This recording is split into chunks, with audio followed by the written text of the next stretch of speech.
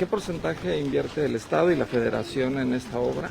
Y nada más para tener el contexto de cómo fue el proceso de recuperación de este espacio. Son 100% recursos estatales, o sea, sí vienen de fondos federales, claro, pero son fondos que se van etiquetando en el presupuesto año con año a los estados y a los municipios para obra pública, para infraestructura social. Y bueno, en este caso, una parte ¿De qué fondo es? Del FISE, del Fondo de Infraestructura Social. Para los estados, una parte es 2024 y la otra parte es 2025. Y eso tiene que ver con que el estado recibe de FISE alrededor de 60, 70 millones al año. Los municipios en su conjunto reciben cerca de 400 y tantos millones, porque es una fórmula que se hace pensando también en el tema de territorial, ¿no? Entonces, bueno, la decisión que hemos tomado en la administración es poder invertir este recurso en acciones específicas que pueden ser emblemáticas como esta y que además tienen una consecuencia y un impacto positivo en la vida diaria de las personas. Y la otra parte es parte de la contraprestación.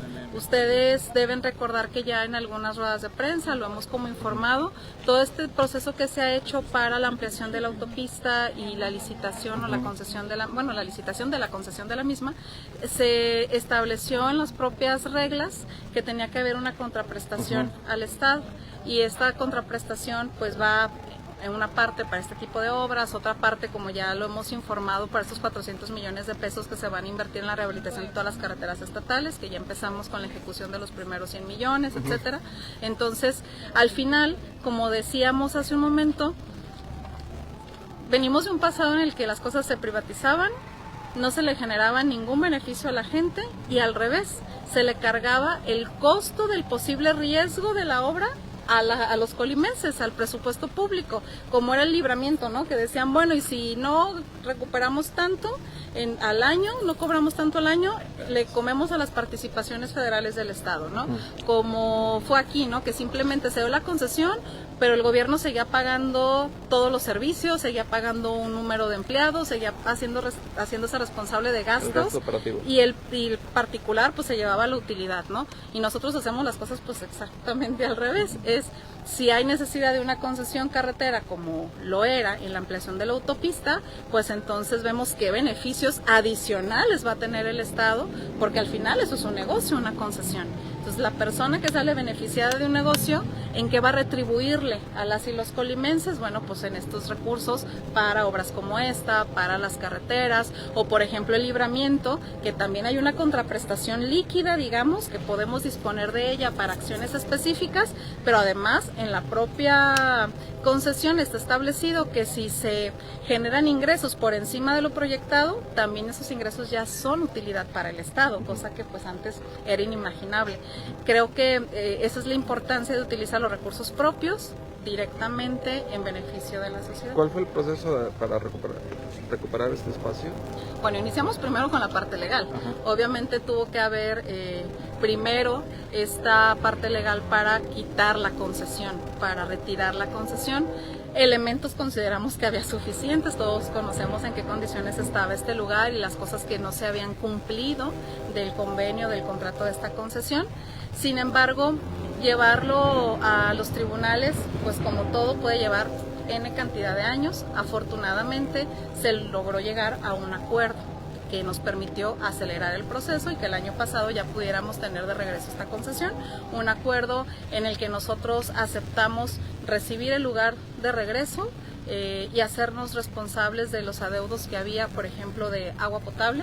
Decir, bueno, ya está bien, nos ponemos de acuerdo con Cepacop, pero ya lo tenemos, ya es nuestro otra vez, y ya garantizamos que Profepa se llevara a los animales y los resguardara, que eso también era importantísimo para nosotros, o como sucedió también con la planta de tratamiento, ¿no? Que se inició el proceso legal, pero igual nos pudo llevar años y afortunadamente llegamos a un acuerdo que nos permite ya ahora tener un resultado positivo. En este proceso no hubo una responsabilidad de Ignacio Peralta sobre esta negociación que hubo en su momento, o quedó fuera.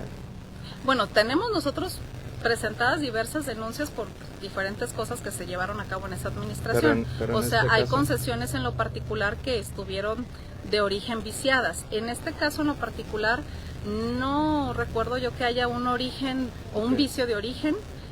Sin embargo, lo que era evidente es que no se estaba cumpliendo con lo que estipulaba la misma y que había sido una concesión igualmente que afectaba al patrimonio público porque no había ningún beneficio al estado de Colima ni a los colimenses y más bien seguía habiendo una carga presupuestal del mantenimiento y se había convertido en un espacio de utilidades solo para el privado. Por último, capacidad del espacio una vez que ya esté rehabilitado y si se va a cobrar el ingreso, va a ser libre o...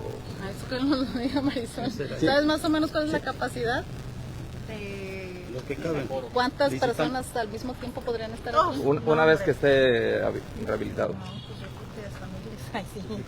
Bueno, pues es un espacio tan grande, pero por ejemplo el foro tiene... Es decir, la capacidad para ustedes poder atender a ese universo de personas, no sé.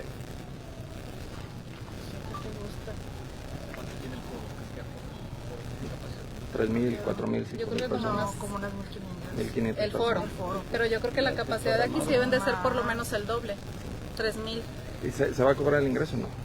Seguramente en algún momento tendrá que ser, pero procuraremos que sea similar en las albercas, a que sea solamente lo mínimo para el mantenimiento básico, porque además el mantenimiento pues va a correr por cuenta del Estado y tendremos que tener personal adicional al que ya se tenía adscrito a este lugar para poder atender justo todas las áreas, pero eso en su momento lo valoraremos. Lo que sí es que al principio, y como lo hicimos con las albercas, va a ser acceso libre. Queremos que la gente reconecte con el lugar, reconozca este espacio y después evaluaremos la posibilidad de un costo que sea súper accesible.